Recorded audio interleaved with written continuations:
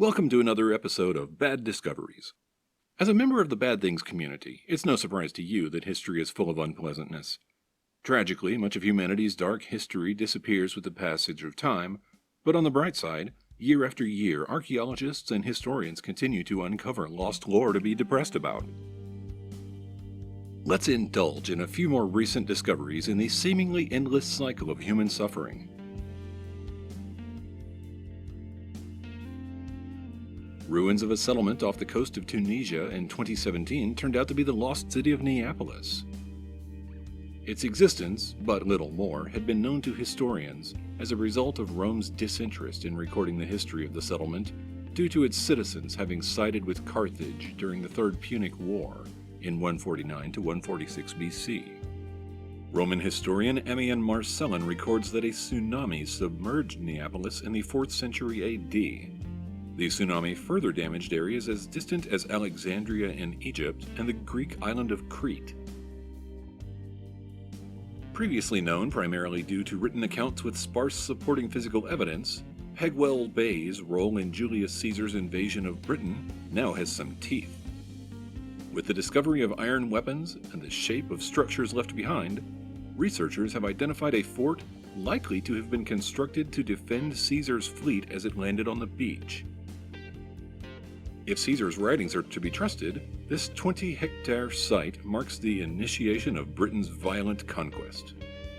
With Rome's formidable military long absent by the 9th century AD, Vikings were more than happy to continue the tradition of sacking Britain.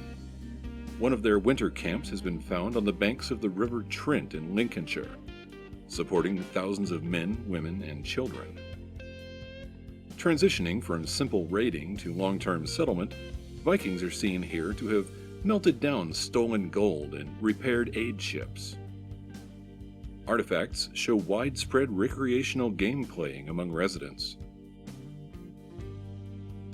A student of Indigenous Studies at the University of Western Australia uncovered a 100-year-old glass spearhead.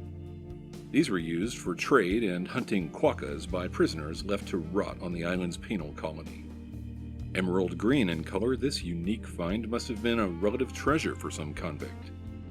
Many vessels of war disappeared during World War II, including a B-25 bomber in Papua New Guinea. One crew member died during the crash, while the remaining 5 were taken prisoner by Japanese forces. The plane itself was found by locals and scuba divers decades later in the 1980s, but was lost to the rest of the world until Project Recover revealed its location in 2016, some 30 years later. In 1656, Louise de Quengo died at age 65, impressive for the time, surviving her husband, Toussaint de Perrier, by 7 years.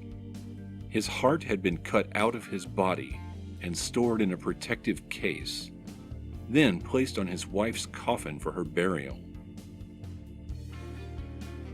Although it has not been found, her heart seems to have been cut out and placed in a case on her husband's coffin as well, 125 miles away.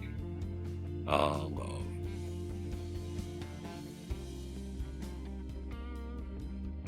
From a lost city in Tunisia, to a lost plane in New Guinea, and finally a lost heart in France, historians and archaeologists uncover more bad discoveries all the time.